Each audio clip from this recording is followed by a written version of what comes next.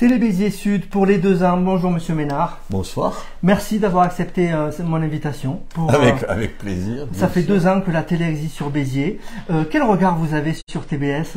Comment vous voyez ce média de proximité? Ça participe de la vie de notre ville. Tu sais, on a besoin de médias nationaux, j'y suis régulièrement, et puis on a besoin ici d'une façon de se retrouver, de se parler, de discuter, de prendre à témoin aussi les gens, parce que c'est aussi ce moyen-là, de leur dire voilà ce qu'on fait, voilà pourquoi on l'a fait, voilà ce qu'on veut faire.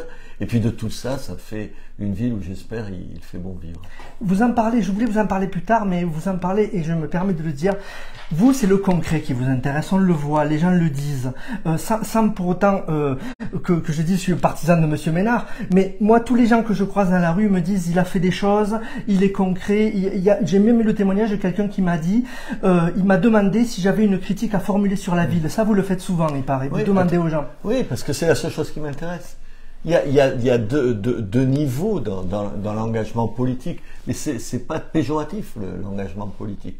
Il y a le niveau des idées. Moi, j'ai des idées, tout le monde les connaît, je les défends nationalement, j'écris des livres, j'essaye. Et on peut les partager ou pas? Oui, chacun on pense ce qu'il veut. C'est ça le charme de nos démocraties, de nos vieilles démocraties comme la France, c'est que tout ça on le fait pacifiquement. On peut discuter pacifiquement. On l'a pas trop fait à l'Assemblée nationale ces derniers temps, mais je pense que c'est des dérapages. Il faut pas faire ça. Et puis il y a la ville. La ville, qu'est-ce que c'est? La ville, c'est l'endroit où on vit. Vous vivez, je vis. Et là, on découvre notre Ménard. Voilà. Là, quand on vit à Béziers, on a l'image nationale des gens qui vous connaissent pas, qui vivent pas à Béziers. Et quand on vous voit impliqué, sortir le chien, ramasser la crotte, enfin, je dis, ça me vient comme ça. Mais c'est des exemples. Vous êtes impliqué dans tous les détails. Dans tous les détails. Je traite la ville comme si c'était mon appartement. Vous disiez la crotte. Oui, je ramasse les crottes de mon chien, mais aussi pour l'avoir vu. Et puis celle du chien à côté. C'est ça. Tant ça m'énerve et tout. J'essaye d'être attentif à cette ville. Vous savez, s'il fait bon vivre, il fait bon vivre. Si chacun fait attention à l'espace,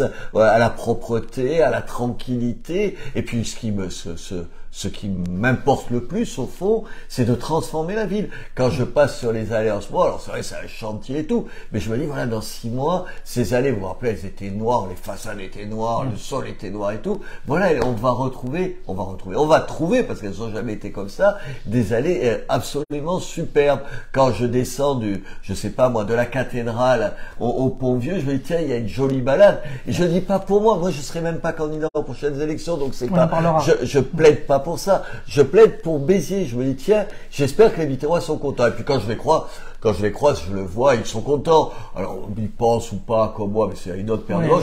En tout cas, ils sont contents. Vous dialoguez avec eux, vous êtes au contact. Mais on sent que voilà, c'est ça. Je discute avec des gens tout le temps. Vous savez, je vais en bas de chez moi, il y a un boulanger, j'habite sur les allées Paul Riquet. Il ne m'est jamais arrivé de faire la queue sans que 3 personnes qui font la queue avec moi viennent me poser des questions, m'interpellent, me disent c'est bien et tout. Mais c'est ça, et je me régale de ça. Et ça, c'est pas toujours le cas des gens qui sont même les maires, qui sont parfois déconnectés de leur population. C'est ça que les gens ont vu chez vous, peut-être. Et ce côté même, je dirais, obsessionnel de la ville. Vous l'aimez, vous voulez la défendre, on dirait que vous y pensez tout le temps, quoi. Mais c'est mon souci, je vous jure, du matin au soir. Mon seul souci, ma seule obsession, c'est que cette ville réussisse. Ma seule obsession, je me dis, j'aurais été maire 12 ans, parce que là, on aura fini dans 3 ans, et j'espère que les gens se diront, tiens, pendant 12 ans, la ville a évolué. Et que je me dise, moi, avec mes enfants, mes petits-enfants, me dire, tiens, finalement, j'aurais apporté quelque chose à cette ville que j'aime. C'est ma jeunesse ici, j'ai passé, pas toute ma vie, puisque j'ai voyagé dans le monde entier, mais j'ai été lycéen ici, mes enfants, mon fils est né ici, mes petits-enfants sont nés ici, mais mon père et ma mère sont enterrés ici. C'est chez moi ici, chez moi. Pas parce que je m'approprie quelque chose, mais parce que voilà, je suis fier de Béziers. Et que je puisse dire chaque fois, je n'aurai jamais l'occasion de le dire, qu'on est la plus vieille ville de France. Tout à l'heure, j'étais avec il est quoi, secrétaire général de la mairie, de la préfecture, et je lui disais, il vient, je sais plus d'où, je lui dis, on est la plus vieille ville de France, et je suis fier de le lui dire. Alors là, vous êtes fier aussi, c'est qu'on sait à Paris où est Béziers sur la carte. Ça, vous le dites souvent. Ben ouais, je crois que j'y ai participé. Aujourd'hui, vous savez, je le vois. Je prends un taxi à Paris. Je suis souvent à Paris pour pour ces émissions de télé que je fais, pour les rendez-vous que j'ai comme maire, les gens, ils te... Ah, mais vous êtes le maire de Béziers. Et Béziers. Avant, les mecs, ils te disaient, Béziers, ils savaient vaguement que ça pouvait être entre Montpellier et Perpignan. Aujourd'hui, je pense que Béziers est plus connu que bien d'autres villes en France. Enfin, je pense, c'est qu'on en a 10 000 preuves tous les jours. Et je pense que c'est important. On a une ville dont on peut être fier. Au fond, je veux dire, là, ce qui me fait le plus plaisir, c'est la fierté retrouvée par les Biterrois. Je sens que les Biterrois, ils ont pas honte de dire, et moi je suis de Béziers. Je suis de Béziers, et cette ville, c'est ma ville. Et c'est ce que, au fond, c'est le vrai pari réussi. Et un maire rejoint les côtés concrets de la vie des Biterrois. C'est ça qui vous plaît dans ce mandat, justement, concret, qui est différent de mandat national. J'imagine que quand vous allez dans les chaînes nationales, LCI, CNews, c'est deux vies différentes que vous menez, non? Non, parce que je me sens le porte-parole de la ville. Parce que je ne fais pas une intervention. Il ne m'est jamais arrivé d'intervenir. Je sais pas, là, j'étais hier, avant-hier, je serai dimanche encore dans des médias. Pas une seule fois, je suis intervenu sans à un moment donné ou à un autre citer Béziers. Parce que c'est quand même ça qui fonde ce que j'essaie d'expliquer. Encore l'obsession à la fin des racines. Et puis c'est ce qui justifie la crédibilité de ce que je dis. Je m'appuie sur l'expérience d'un maire. Mais vous savez, j'aurais jamais fait de la politique si ça n'avait pas été comme maire.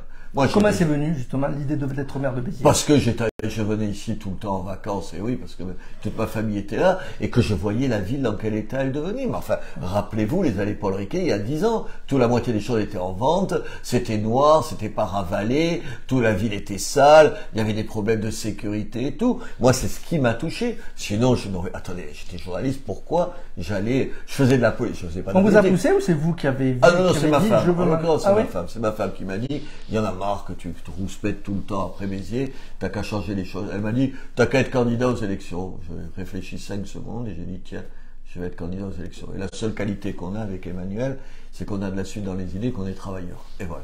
Et finalement, les Biterrois m'ont fait confiance. Et ils m'ont fait confiance. Très bien, on va enchaîner sur les questions. Face à la situation économique tendue à ce moment, est-ce que vous avez des priorités en tant que maire?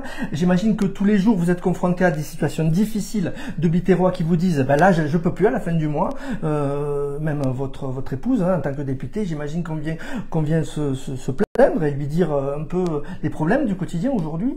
C'est très compliqué. Je vais vous donner un exemple. C'est compliqué parce que tu sais pas comment faire. Vous savez, il y a un office public de HLM. La ville a entre 6 000 et 7 000 HLM. Pour la première fois, je vous jure, pour la première fois en janvier dernier, c'est-à-dire il y a 2 mois, les nombres d'impayés ont explosé. C'est-à-dire des gens, pas parce qu'ils sont malhonnêtes, qu'ils veulent pas payer leur loyer, c'est parce que ils se disent de toute façon on va pas me foutre dehors de mon HLM, c'est vrai qu'on met pas les gens dehors.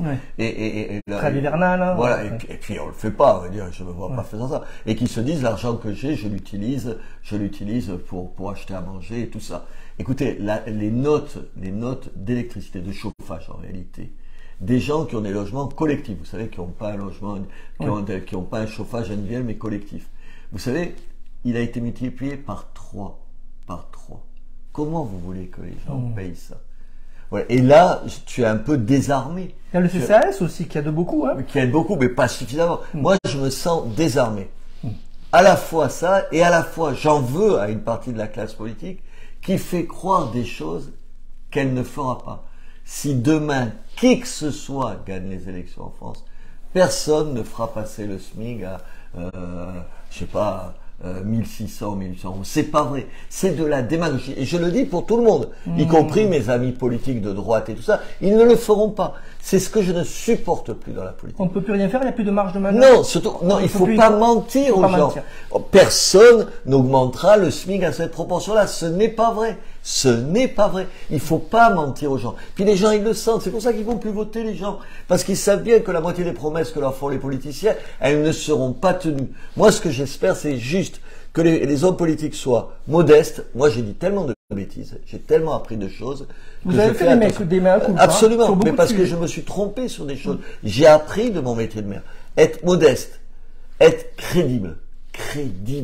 Pas dire des choses, pas faire des... Quand vous êtes dans l'opposition, je le dis à Emmanuel, ma femme, elle est députée d'opposition. Je dis, il faut pas promettre n'importe quoi, donc tu sais que si tu étais au pouvoir, tu arriverais pas. Et la troisième chose, faire preuve de bon sens. Le bon sens. Il y a des choses qu'on peut faire, des choses qu'on peut pas faire. Aujourd'hui, il y a des travaux sur les allées. Me reprocher, je le lisais parce que ça m'importe pas beaucoup, mais je lisais à certains gens qui disaient, oui, c'est compliqué de circuler sur les allées. Mais Coco, bien sûr que c'est compliqué de circuler sur les allées. On fait les travaux. Ouais. Quand tu repeintes ton appartement, ça sert à la peinture à un moment donné. Sinon, tu m'expliques comment tu repeintes sans sentir la peinture. Il y a des critiques automatiques aussi. Oui, mais en fait, oui, je ne le fais pas nationalement. Je crois que je fais attention à ça. Moi, je suis pas proche de Monsieur Macron, mais quand Monsieur Macron fait quelque chose de bien, je le dis. Certains ne voulons pas pardonner. Absolument. Ce pragmatisme, finalement. Attendez. Monsieur Macron vient pour l'inauguration, vous savez, de Schlumberger, de la Cameron. Il annonce qu'il donne 200 millions d'euros à l'entreprise qui vont arriver à Béziers, parce qu'elle est à Béziers, l'entreprise. Il y a de mes amis qui m'ont dit, ah, quand même, est-ce que tu étais obligé de saluer, de serrer la main aussi chaleureusement au chef de l'État? Mais abruti, il est chef de l'État, je vais pas lui serrer la main. Mais quoi, il a été élu. Moi, j'ai pas voté pour lui. Du coup, décider derrière la tête. Tu prends du tout. Moi, je suis respectueux. Il est chef de l'État. Vous, il vous tend la main. Alors vous lui prenez la main comme ça, comme s'il était quoi, comme. Mais vous étiez content même quand même. J'étais content qu'il vienne à Béziers. Et si demain il revient à Béziers, j'applaudirai. Je serai là, évidemment, à l'accueillir. Moi, je me satisfais pas des difficultés de mes opposants. Je les regrette. Quand monsieur le chef de l'État a un problème, je regrette qu'il ait un problème. Je me dis pas, ah, c'est très bien, il a un problème, ça va faire le jeu de Vous n'avez pas de logique de parti finalement. Parce qu'on n'est pas dans des partis, ni Emmanuel Macron, on n'a jamais été dans des partis. On n'est pas dans cette logique-là. Moi, j'ai appelé à voter Marine Le Pen et en même temps, je la critique sur plein de choses. Parce que je pense qu'il faut pas, comme ça, être dans une logique de boutique. Où il faudrait avoir une personne, et personne ne pensera à ma place. Personne. Je suis assez grand. Très bien.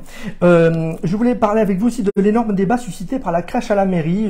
J'ai fait une vidéo où vous parliez au moment où elle a été déplacée, cette crèche, et ça a fait 96 000 vues sur une seule vidéo, beaucoup de commentaires. Là, on se dit quand même, il est sur un sujet qui interpelle un petit peu les gens, qui fait bouger les gens, les traditions, la laïcité, le curseur entre les deux. Qu'est-ce que... C'est, me semble-t-il, comment vous dire, j'essaie de le dire sans polémique. D'abord, l'État ne nous fait plus de procès, vous avez remarqué. Il a arrêté avec ça. C'est 3 laïcards qui nous font un procès. Écoutez, il y a entre 20 et 25 000 personnes qui viennent voir la crèche chaque année à Béziers. Et vous disiez, vous voyez de tout. Mais moi, je vois des femmes voilées montrer à leurs enfants la crèche. Parce que la crèche, c'est quoi? C'est un moment de paix, de tranquillité, c'est la famille, c'est les enfants, c'est Noël, c'est la trêve de Noël. Et il y a des gens qui vont nous casser les pieds avec ça. Maintenant, moi, je suis ravi qu'il y ait cette crèche. Cette crèche, elle pose problème auprès de 4 laïcards. Mais demandez aux Biterrois, à part des 4 hommes ou femmes politiques, les Biterrois de base, ça leur plaît, elle est là, on va la saluer. Ben, attendez, la moitié, qu'est-ce que je vous dis, les 3/4 des gens qui vont voir la crèche, ils foutent pas les pieds à la messe le dimanche. Simplement, ça fait partie de ce qu'on aime. Vous n'avez pas l'impression de faire du prosélytisme en mettant cette crèche à la mairie? Quand on inaugure la crèche, il y a les représentants du culte musulman. Oui. Vous avez fait un cas aussi? Il y a tout le monde. On fait des juifs, il y a les protestants, les catholiques. Tout le monde est là. Tout le monde est là. On est tous là ensemble. Est-ce que vous avez entendu un représentant cette année encore par exemple des musulmans puisqu'il y en avait, il y avait un imam. Est-ce qu'il a dit une remarque, il a fait une remarque? Pas du tout. Il était content de là, il était là. Je suppose qu'il est revenu avec sa famille le lendemain. Et personne ne trouve à redire. Honnêtement, on est dans un pays où on se fait des espèces de guerres civiles pour rien du tout. Ça fait de mal à personne. Regardez, je fais une comparaison qui peut avoir. La corrida. Moi, je n'aime pas. Oui. Je n'aime pas la corrida personnellement. Vous faites bien d'en parler. Des gens voulaient en parler, justement. Vous voulez qu'on en parle. Je n'aime pas la corrida personnellement. Ah. Je suis végétarien. Vous buvez pas d'alcool, je crois. Je ne bois pas une goutte d'alcool. Je bois pas une goutte de café. Je n'aime pas. Je suis un défenseur acharné des animaux. Donc vous n'aimez pas la corrida? Mais non, j'y vais parce que je suis maire. Je la défends parce que je ne veux pas. Une chose qui va vous paraître toute simple. Je ne veux pas qu'on décide à notre place. Moi, si vous aimez pas la corrida, vous n'allez pas à la corrida. Mais si vous aimez la corrida, je ne veux pas que celui qui ne l'aime pas vous dise « Ah non, c'est fini, vous n'y avez pas droit ». Je déteste ça. Mais si on vous dit ce sont des pratiques d'un autre âge, hein, je me fais l'avocat du diable. Bien sûr, bien sûr. Aujourd'hui, c'est plus possible de tuer un animal comme ça ne se fait pas. Est-ce que la tradition explique tout? Attendez, pas la tradition, moi je dis aux gens, oh, vous avez raison, très bien. J'espère que vous ne mangez pas de viande, hein, parce que j'attends les mêmes, j'ai même dans les abattoirs. Hein. C'est moi, je suis conséquent avec moi-même, je ne mange pas d'animaux. Les mêmes qui vont me faire ça et qui me disent ça autour d'un steak, je leur dis, attendez, vous êtes allés voir le stress des animaux quand ils arrivent à des abattoirs? Ça, on y pense moins. Mais bien le côté sûr, spectacle de la corrida. Oui, mais attendez, c'est pour ça que je n'aime pas la corrida sur une partie des choses. Mais comment vous dire, c'est rêver d'une humanité qui est en blanc et en noir. Les gens, on est plus compliqués. On aime des choses qui sont pas forcément aimables.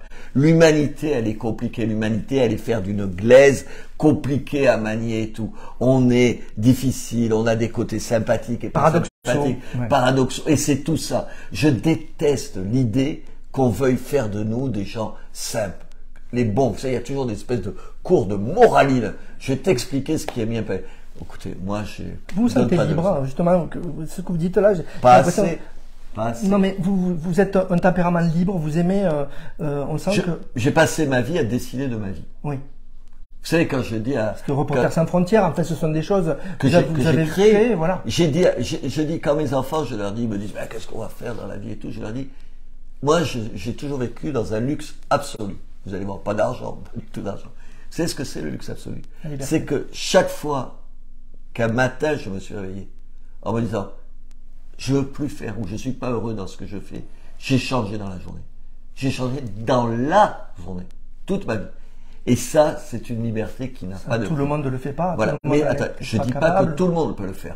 Mais il y a plein de gens qui pourraient le faire. Moi, je dis à mes enfants, construisez-vous une vie comme ça, où vous êtes capable de vous dire à un moment donné, voilà, j'ai fait le tour de quelque chose, voilà, j'ai envie d'une autre aventure. Il y a plein de gens qui n'ont pas cette chance-là. Tu as de la chance quand tu es dans un milieu qui te permet ça, quand tu as fait des études qui te permettent ça, ou que tu as le tempérament qui te permet ça. C'est ça la liberté. Et ça, c'est le luxe. Le luxe, c'est la liberté. Qu'est-ce que vous voulez justement, quel exemple vous voulez donner? Cette liberté-là, dans votre parcours, on sent des fois que vous défrichez, que vous êtes un peu seul sur le chemin, vous avancez. Vous voulez du concret. Je veux, changer ma ville. 2, je veux être... Attends, le mot est un peu fort, j'essaye de trouver un mot. Je veux ne pas avoir honte de moi.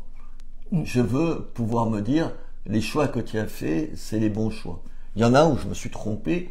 Et alors là, c'est bien de le reconnaître aussi. Mais vous pouvez pas y revenir, tu vois. Tu peux juste reconnaître que tu as fait une connerie, que c'est pas bien, et pas essayer de te trouver des excuses. Pas essayer de se trouver des excuses. Parce que les hommes politiques, ils sont très très bons pour ça. Pour dire, oui, je me suis trompé. Oui, mais le contexte permettait, patati, tu vois, pour te trouver. Non, pas ça. Il faut du courage aussi pour... Je sais pas. Moi, ma vie, le courage, enfin... Je sais pas trop ce que ça veut dire. Oui, je sais, parce que moi, vous disiez, j'ai été 25 ans à la tête de Reporters sans frontières, 25 ans oui, le courage physique veut dire quelque chose. Mais physique, ça veut dire que... C'est notre vie, là. Voilà, t'es dans des pays où juste tu sors d'un endroit et tu peux te prendre une balle dans la tête. Mais ça, c'était mes choix, c'était ce que j'avais envie de faire. Et puis, c'est comme ça que j'ai rencontré Emmanuel. On était passionnés pour ça. On a passé des années en Afrique à nous battre pour des gens, que des gens vivent à peu près dignement et qu'on leur foute la paix.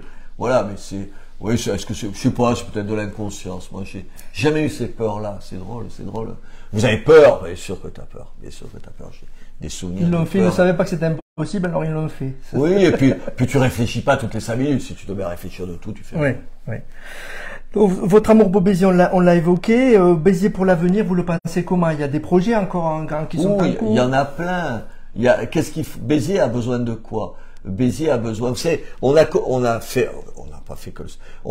commencé au cœur de ville et petit à petit, on étend les travaux. On vous l'a reproché au début, de dire, oh, mais il n'a pas ce que centre-ville. Mais comment tu peux me dire ça? Je veux dire, qu'est-ce qui est l'image de la ville? Le centre-ville. Et quel est le quartier le plus pauvre de la ville? Quel est le quartier le plus pauvre de la ville? Le plus pauvre de la ville? C'est le centre-ville. Non, le quartier le plus pauvre de la ville, c'est entre les allées Paul Riquet et la cathédrale. C'est le quartier le plus pauvre de la ville. Sauf que les gens, on ignore tout, sauf que moi, c'est mon boulot de le savoir, et donc on s'est concentré là-dessus. Et petit à petit, on étend ça, on va faire la place, regardez la place Charles de Gaulle, il va y avoir le parking, toute la place avec le lion merveilleux, j'ai vu des images, vous allez voir, on va mettre un lion formidable. Les allées, la Devèze. Moi, c'est mon quartier, la Devèze. Vous avez vu les travaux qu'on a fait à la Devèze. On aura fait 2 écoles. Là, on va refaire, on a détruit presque 600 logements, on va construire des villas, on va changer ce quartier-là. On aura changé la vie. Il y a des gens qui veulent pas le voir. Qui que ce soit d'un tout petit peu de bonne foi peut ne pas m'aimer, mais reconnaître au moins que la ville a changé. Oui. Enfin, si tu dis pas que la ville a changé, c'est que, je sais pas, ou t'es aveugle, ou d'une telle mauvaise foi qu'on va arrêter de discuter. Vous avez la grosse tête, du coup, ou pas? Pas du tout, pas du tout. Alors, vous vous trompez, c'est non, juste... non, mais je fais ça. Non, mais pas du tout. Vous avez raison de poser cette question, parce que c'est une vraie question. Pour moi, c'est un problème. Vous savez, je suis en ville tout le temps, donc les gens m'abordent sans aucun problème, et tout ça. Et Emmanuel, ma femme, me dit toujours, mais t'es stupide, elle a raison là-dessus. Plein de gens viennent me dire des mots gentils. Je ne le dis pas pour ça, m'en fous, je ne vais pas être candidat à des élections, donc je m'en bats l'œil de dire ça. Une personne me fait un reproche dur, je ne retiens que ça. Je suis incapable... Non, on parlait d'obsession tout à l'heure. Je suis incapable de hausser les épaules et de me dire... Vous le prenez à cœur. Mais je le prends... Toutes les critiques. Il y a des gens qui disent, ouais, mais tu dois être habitué aux critiques avec tout ce que tu as fait dans ma vie parce que j'étais dans les médias et tout avant. C'est pas vrai. Ça me blesse profondément. Ça me touche. Vous n'êtes pas blindé, justement, avec le national? Jamais. Mais bien sûr que non. Bien sûr que non. Parce que les gens ne le vivent pas. Moi, quand une émission de télé, les gens sont, c'est de moins en moins vrai d'ailleurs, quand les gens sont un peu agressifs, je fais des interviews tout le temps et tout ça, je m'interroge, je le vis pas bien, j'appelle immédiatement, y compris les gens qui m'accompagnent à la mairie pour leur demander. Salut Julie qui vous accompagne, voilà, Julie qui est là, je l'appelle immédiatement pour lui demander comment elle a vécu les choses, parce que moi, je ne sais pas si ça a été bien, pas bien et tout. Et souvent, quand c'est tendu, et ça arrive que ce soit tendu, ça me touche profondément. Non, on n'est jamais... Moi, j'ai 70 ans, je suis pas blindé pour dessous. Je sais pas. Je ne serai jamais là. C'est une peine perdue. Faut pas. D'accord. Et est-ce que vous avez, vous disiez avec le national, est-ce que vous pensez ces derniers temps avoir changé et que les médias aussi ont changé vis-à-vis de vous? Énormément. Ouais. Énormément. Pourquoi? Parce que je pense que ils doivent se dire, je sais pas, moi je viens des médias, enfin j'ai défendu tous les journalistes, j'étais le patron d'Emportation Frontière dans le monde entier et tout. Et là, il y en a combien qui me disent, ah, on te retrouve, quand je dis quoi, parce que peut-être j'étais devenu un fasciste d'extrême droite ou quoi, qu'est-ce que tu racontes? Mais les gens ont changé, ils sont agréables. Écoutez, je sais pas, vous pouvez parler, vous pouvez changer des idées, plus qu'avant peut-être. J'étais, je sais pas, comment c'est dans l'air, je sais pas comment elle s'appelle, l'émission, ça peut être ça. Comment ça s'appelle? C'est à vous. Attends, c'est à vous. J'y suis allé plusieurs fois. C'était un moment d'une difficulté. J'y suis allé la dernière fois. Ça s'est passé sans aucun problème. Je prends ça parce que ou France Info. France Info, c'est pas. Vous êtes édulcoré ou pas? Non, je crois que vous avez arrondi les angles un peu. Peut-être. Puis je pense que au moins enfin en tout cas les journalistes qui m'interviewent, moi j'ai tellement fait ça, je connais les interviews, j'en ai fait des centaines et des centaines, sûrement plus de centaines d'ailleurs. Et voilà, je pense qu'ils me reconnaissent au moins une sincérité. Qui peut de temps en temps les étonner parce que et puis je suis capable de dire que je ne sais pas répondre à une question. On vous prend un témoin souvent, on vous demande votre avis aujourd'hui. Beaucoup. Et attendez, là je pourrais être 5 fois plus dans les médias si je voulais le faire. Je ne veux pas. Et les réseaux sociaux, vous avez arrêté? J'ai arrêté, j'en ai marre. Alors, j'en ai marre. J'en veux plus. Vous voyez les gens qui derrière tranquillement derrière leur ordinateur. Ça vous atteigne? Ah non, et puis c'est dégueulasse, tu vois. Et puis tu vois le mec, il est dans l'anonymat le plus complet, il t'insulte et tout ça. Il y a ça d'abord, je trouve c'est une espèce. On peut porter plainte. Hein, je vais arrêter. Je vais pas passer ma vie à faire ça. C'est un égout à ciel ouvert d'une part, et puis d'autre part il y a une espèce de problème sur les réseaux sociaux, c'est que en gros t'as 240 signes, t'es sommé de t'expliquer en 240 signes. Encore avant, c'était la moitié. C'est pas le comble de l'incommunicabilité, finalement. T'es forcément caricatural, manichéen, parce que tu peux pas, la vie, elle est plus compliquée que 240 signes, n'importe quelle question. Et ça, c'est donc, ça pousse à la simplification. Ensuite, quand tu réponds pas, si, par exemple, tu ne réagis pas à un événement, le fait même de pas réagir, on t'accuse. Ton silence est le signe pour un certain nombre de gens. Tu peux leur dire, j'ai rien à dire sur un sujet. S'il arrive, pardon, peut-être qu'ils ont à dire sur tout quelque chose, mais moi, il y a plein de sujets où je n'ai rien à dire, enfin rien qui me semble un peu intéressant à dire. Ça, et j'en pouvais plus de ça. Voilà, et tout ça ajouté, voilà, tu te dis, il faut faire autre chose. Et là, j'ai tout arrêté. Mais j'ai arrêté en un quart d'heure. Ça vous a manqué ou pas? Parce que vous interveniez souvent, vous donniez votre avis. Tout le temps. Mais attendez, moi, c'est pas des milliers de personnes qui me suivaient, c'est des dizaines. Ben oui. Plus, je sais pas, on devait être 150 000 ou 200 000 personnes. C'est un acte fort quand même de faire ça. Il y a des acteurs des fois qui le font. Mais moi, j'en ai eu marre. J'en ai juste eu marre. Je me suis dit, allez, on arrête. Je fais autre chose. Je vivrai sans ça. Et je vis très bien sans ça. C'est dingue, tu vois. Alors oui, de temps en temps, tu te dis, merde, peut-être que j'ai quelque chose à dire sur le fait. Puis tu te dis, Puis les médias aussi, vous avez réduit un peu. Ah, mais j'ai arrêté complètement. J'en pouvais plus parce que, comment vous dire? C'est un calcul, c'est pas un calcul. Mais non, attendez, les calculs, rien du tout. Qu'est-ce que j'en ai à faire, quoi? Je veux dire, j'arrête, je reprends, je fais comme je veux. Moi, je cours pas après les médias pour y aller. On refuse plus de demandes de médias que je ne peux en faire. Donc, j'ai la chance rare d'être un des hommes politiques de promesse qui n'a aucun souci pour être dans les médias. Alors, en général, tous les autres, ils se battent pour y être. Moi, j'ai pas de problème là. C'est des demandes chaque fois. Vous ne demandez pas. On vous demande chaque fois d'être. Ah, mais moi, on a des accords, on a des demandes. Et attendez, on en reçoit je sais pas, toutes les semaines, il y en a où je vais pas. Je n'y vais pas, là. Il y en avait encore, tiens, c'était quoi, pour y aller? C'était une autre chaîne, c'était comment ça s'appelle, Paris Première. En plus, c'est une bonne chaîne. J'ai bossé, figurez-vous, un jour avant à Paris Première à un moment donné. Et là, ils me demandaient, c'est un lieu sympathique et tout, mais je vais pas être tout le temps à Paris, donc j'y vais pas. Non, il y a pas ça, il y a aucun calcul. Il y a qu'à un moment donné, j'en avais ras-le-bol. Je me suis dit, putain, pendant 3 mois, tu vas arrêter, tu vas réfléchir, tu vas bouquiner, tu vas plus répondre, et ça va te reposer. Ça fait du bien. Ça fait du bien. Juste du bien. Alors vous avez affirmé que vous ne brigueriez pas de 3e mandat. Ça aussi, ça se remarque dans une carrière politique. Quelqu'un qui dit les gens sont plutôt à vouloir allonger les mandats. Vous dites donc, alors beaucoup disent non mais il le tiendra pas.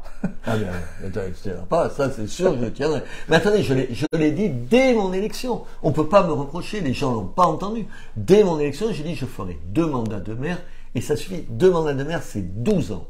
12 ans. Monsieur, alors là, j'ai 70 ans. J'aurai 73 ans, et quand j'aurai fini d'être maire. Vous croyez que c'est épuisant? Je me régale, mais c'est épuisant. Si vous le faites, en tout cas, comme j'essaye de le faire, c'est-à-dire en étant disponible aux gens, en n'arrêtant pas, là, le week-end, je suis toujours dans des trucs, je vais essayer de voir les gens, dire des mots gentils aux gens, être dans les réunions sportives. En plus, maintenant, on est président du club, on est propriétaire du club de rugby. Oui, alors parenthèse justement, beaucoup se demandent qu'est-ce qui va en être de ce club, où ça en est finalement. Je sais pas. Je sais qu'aujourd'hui, on n'a toujours pas trouvé de repreneur. Voilà, si la question est ça. Ouais. On a acheté le club, la ville, parce que si on n'avait pas acheté, on serait plus. C'est le même processus que les Galeries Lafayette. Pareil, voilà. On a sauvé les Galeries Lafayette. Mais on a trouvé un acheteur pour les Galeries Lafayette à Montréal, on a revendu les Galeries Lafayette. Voilà. Là, c'était pas l'avoir pour le garder. La ville, elle pas. Pour le sauver. La ville, elle n'a pas pour vocation, la mairie, d'être propriétaire d'un grand magasin, honnêtement. Puis les contribuables aussi, a fait un peu. Voilà. Mais là, les Galeries Lafayette, ça a été formidable parce qu'on n'a pas perdu un centime et on les a sauvés. Donc ça a été très bien.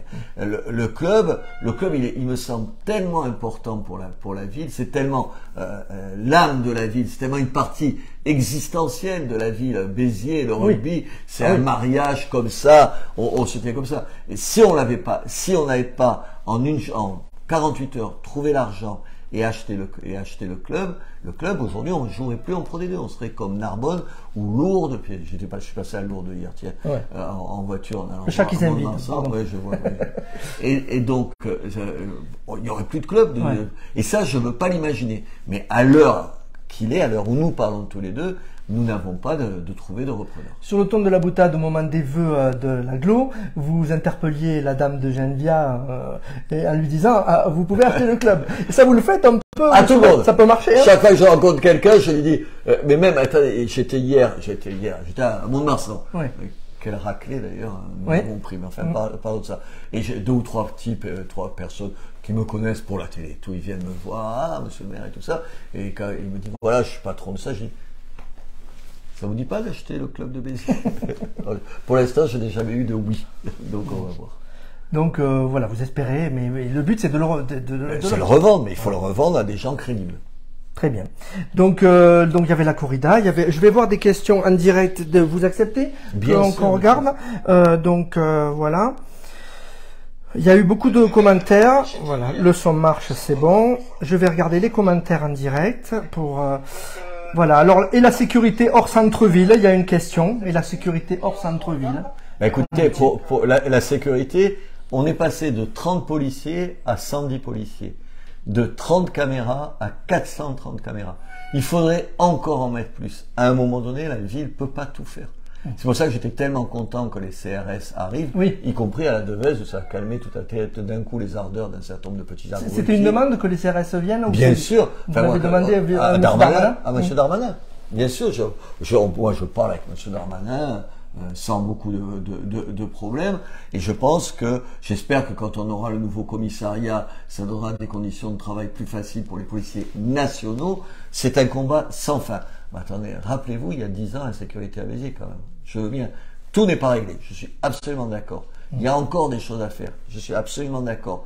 Et enfin, quand même, on a parcouru un sacré chemin. Très bien. Alors, questionnaire à l'après-vert, vous connaissez ça, questionnaire à l'après-vert? Oui. Alors, donc, souvenir marquant de 2022 pour vous. Le souvenir marquant. C'est très la victoire de ma femme aux législatives. C'est ma femme. C'est pas les législatives, c'est ma femme. J'étais fier d'elle. Alors, oui, on n'a pas abordé la question de la suite. La suite de votre mandat, puisque vous arrêtez. Beaucoup disent il y aura sa femme va. Est-ce que vous y avez pensé? Parce que est-ce que vous faites pas la politique d'un terre brûlée? Vous dites après moi le déluge. J'imagine que c'est pas ça. Bien sûr que j'y ai pensé, mais je vous rappelle qu'il y a juste un tout petit truc, il faut pas oublier, c'est que c'est les Biterrois qui choisiront, c'est pas moi. Moi, je ferai des propositions. Voilà. Je ferai des propositions, on a le temps. Mais après, c'est les Biterrois qui choisissent. C'est la démocratie, le charme de la démocratie. J'espère qu'ils me feront confiance et qu'ils penseront que ce que je leur dirai à ce moment-là, avec d'autres, ce sera la bonne solution pour Béziers. Ouais, bien sûr que non. Enfin, vous voulez. Je sais d'où on est sorti, je sais le travail que ça a été. Je vais pas dire qui se démerde maintenant. C'est ma vie, attendez. Et puis j'y vis. Ouais. Je vous rappelle juste, je vis. Vous allez vous y rester, vous rigolez ou quoi? J'habite là, j'ai une maison et tout, j'ai des enfants, des petits-enfants, c'est ma vie. Vous habitez sur les allées? Sur les allées, Paul Riquet, ouais. Le plus grand souhait pour 2023, pour vous? Plus grand souhait? Parce que l'année n'est pas facile, là, 2023, hein. C'est une année... Alors, il y a pour la France, oui, chose. Oui. Pour Béziers, il faut trouver une solution pour le club de rugby. Voilà. Vous y revenez. Ouais, c'est ça, c'est pour ça, c'est marrant. Ouais. Absolument. Il y a tous les travaux qui se font. Et beaucoup de gens, j'ai eu beaucoup de questions avant votre venue, de gens qui pensent à l'SBH. Vraiment, honnêtement, aujourd'hui, ça me prend la tête, l'SBH. Ouais. Tellement c'est un souci. D'abord, j'essaye de le faire. Des problèmes ont été réglés. Bien sûr que les problèmes ont été réglés. Et la gestion est saine. Voilà, il n'y a pas de souci et tout ça. Mais attendez, il faut qu'on joue les premiers rôles en Pro D2. Parlons pas de top 14, tout ça, c'est des bêtises. Voilà. Et puis, il faut régler les problèmes d'argent dont vous parliez tout à l'heure. Donc, vraiment, voilà, si le Père Noël était gentil avec moi, il me trouverait quelqu'un qui reprenne le club. Et où je dis, pas l'argent, désolé. J'ai compris que j'allais pas vous le demander. Ce qui vous émeut le plus en ce moment? Ce qui m'émeut le plus en ce moment. Qu'est-ce qui m'émeut le plus en ce moment? À titre personnel, c'est ma fille, sûrement. Ouais. Parce qu'elle grandit, parce qu'elle devient une jeune femme, parce que j'aimerais tellement qu'elle ne le devienne pas, qu'elle reste ce petit bébé qu'elle a toujours été. Ce qui m'émeut ça, oui, bien sûr. Ce qui m'émeut... Dans l'actualité, en tant que votre regard de journaliste, est-ce qu'il y a des choses... Ce qui se passe en Ukraine, parce que je connais très bien l'Ukraine. Parce que j'y ai été de très nombreuses fois comme patron de Reporters Frontières. Et que quand j'y suis retourné, ou quand il y a des gens qui sont venus ici, c'est des gens que je connaissais, et que la guerre, c'est terrible. Et vous savez, la guerre, c'est terrible. Et c'est terrible, ça s'impose aux gens, à tout le monde. Et en même temps, les hommes aiment la guerre. C'est terrible. Ouais. Et tout ça, ça fait quelque chose pour l'homme. Oui, et puis ça vous sort ça sort certaines personnes de leur quotidien. Je me rappelle quand il y avait la guerre en Yougoslavie, j'y suis allé, je sais pas, une quinzaine de fois à Sarajevo. C'était le siège et tout. Et tu voyais, il y avait des checkpoints, c'est-à-dire des endroits où les gens t'arrêtent pour te fouiller toutes les 5 minutes sur la route. Et évidemment, ils te raquettent tout le temps et tout ça. Et tu voyais des types alcoolisés et tout ça, des hommes alcoolisés et tout. Et tu te disais, c'était l'aventure de leur vie. l'aventure. Et c'est terrible, c'est-à-dire, ils pouvaient se permettre tout ce qui est interdit. Ils avaient des gestes, ils avaient des filles insupportables que personne ne tolérerait, que pendant la guerre, c'est pas qu'on tolère, c'est qu'ils s'imposent. Et ça, c'est terrible. Oui, et en plus, je pense sincèrement, vous savez, je vais vous dire quelque chose. Tout à l'heure, on m'a posé une question, Jean-Yves m'a posé une question, il m'a dit, ah oui, mais vous, qu'est-ce que vous pensez de l'Ukraine et des retraites? Je dis, les retraites, ça touche tout le monde immédiatement. Oui. Mais je pense qu'on pourrait s'apercevoir dans quelques années de conséquences de que l'Ukraine était infiniment plus importante, ce qui est en train de s'y passer, que tout ce qui se passe pour les retraites. Un certain nombre de gens vous disent, peut-être qu'on est rentré dans la Troisième Guerre mondiale et qu'on ne le sait pas encore. Vous savez, en août 1914, les gens n'imaginaient pas ce qui allait se passer sur le continent. Personne n'avait imaginé. Peut-être qu'on est dans cette situation-là. Ce qui vous énerve le plus en ce moment? Ce qui m'énerve, c'est, comment vous dire, je ne vais pas reparler du rugby, parce que ça m'énerve aussi quand on est battu, mais enfin, je ne vais pas faire une obsession sur le rugby. Ce qui m'énerve, c'est que j'aimerais que chacun à sa place fasse son boulot. Ouais. Que chacun à sa place fasse son boulot. C'est tout. Je ne supporte pas. Ouais, je pardonne à tous les gens. Vous avez une exigence, hein, quand même. Je suis insupportable dans le travail. Ouais. Il suffit que vous leur demandiez. Ça, c'est vous qui le dites, hein? Ah ben, dès que j'ai le dos tourné, elles le disent. Alors donc, je vais pas. Non, mais je suis d'abord exigeant vis-à-vis de moi. Moi, vous voyez, toutes les erreurs, je les pardonne aux gens. On se trompe tous, je me trompe, je vais pas aller faire des leçons. Mais le fait d'être bosseur, d'être à ta place, de faire ce que tu as à faire, ça, tu le dois à la collectivité.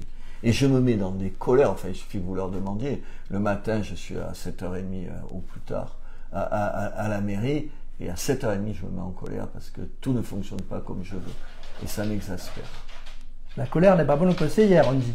Ouais, bah alors, mais pour vous, ça fait avancer les choses? Vous êtes témoin que ça fait avancer les choses? Vous savez, je suis pas un mec, je suis autoritaire, je tape du poing sur la table. Ouais. Et si la ville, elle avance aussi, c'est qu'il y a peut-être un maire qui est aussi est autoritaire. Et je me passe pas ma vie à moi, je demande leur avis à tout le monde, mais après, c'est moi qui tranche, tout le monde le sait. Et vous allez vous assumer. Et je vous l'assume complètement.